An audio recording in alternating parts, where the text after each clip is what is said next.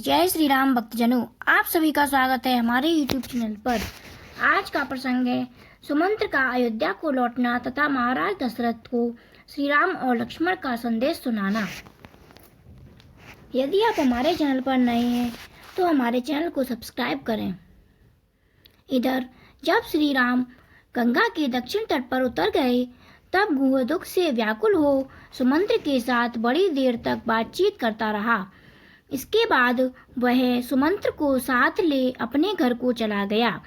गुप्तचरों ने श्री रामचंद्र जी का प्रयाग में भरद्वाज के आश्रम पर जाना, चित्रकूट पर्वत पर पहुंचना, यह सब वृतांत देखे और लौटकर गुह को इन बातों से अवगत कराया। इन सब बातों को जानकर सुमंत्र गुह से विदा ले अयोध्या की ओर ही लौट पड़े। अयोध्या में पहुंचकर उन्होंने देखा सारी पुरी आनंद रहित हो गई है। अयोध्या की ऐसी दशा देखकर सुमंत्र के मन में बड़ा दुख हुआ। वे शोक के वेग से पीड़ित हो इस प्रकार चिंता करने लगे। चिंता में पड़े हुए सुमंत्र ने नगर द्वार पर पहुंचकर तुरंत ही पुरी के भीतर प्रवेश किया।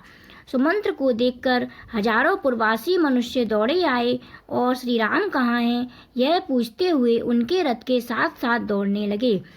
राजमहल के पास पहुंचकर वे शीघ्र ही रथ से उतर पड़े और भीतर 7 ड्योढ़ी पार कर गए।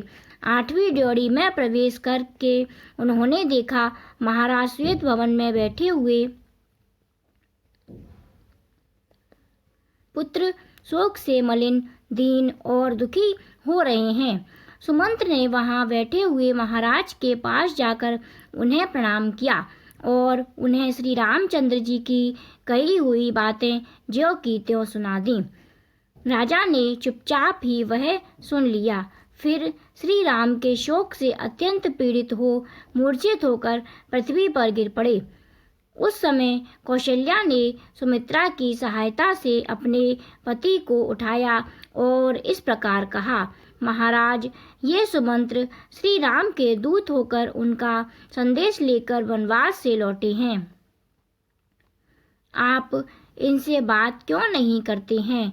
मूर्छा दूर होने पर जब उन्हें चेत हुआ तब उन्होंने श्री राम का वृतांत सुनने के लिए सारथी सुमंत्र को बुलाया। उस समय सुमंत्र श्री राम के वियोग और चिंता में निरंतर व्याकुल महाराज दशरथ के पास हाथ जोड़कर खड़े हो गए।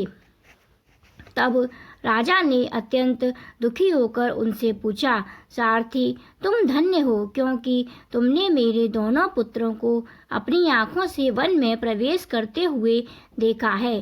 सुमंत्र, वन में श्री राम ने तुमसे क्या कहा, लक्ष्मण ने भी क्या कहा तथा मिथिलेश कुमारी सीता ने क्या संदेश दिया?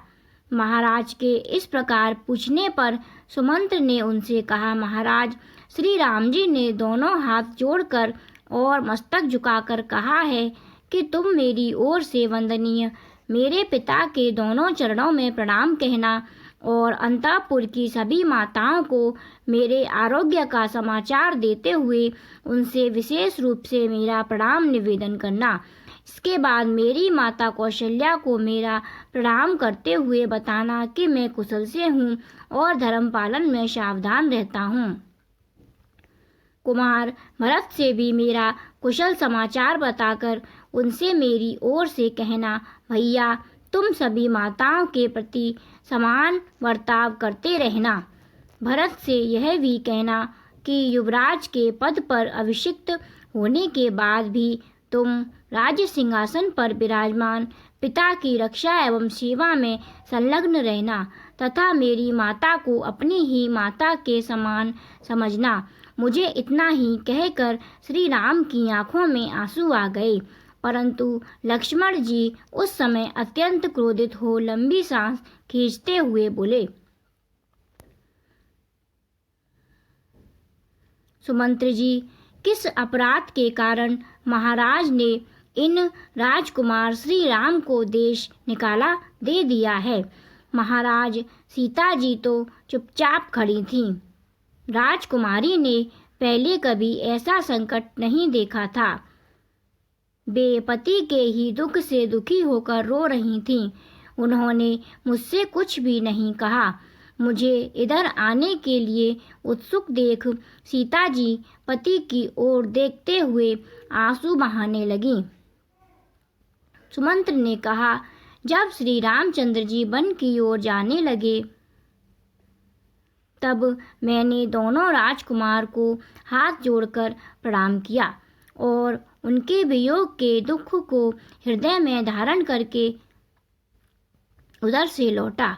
सुमंत्र के वचन सुनकर राजा उनसे परम दीन वाणी में कहा, सुमंत्र, होनहार बस यह भारी विपत्ति निश्चय ही कुल का विनाश करने के लिए आ पहुंची है।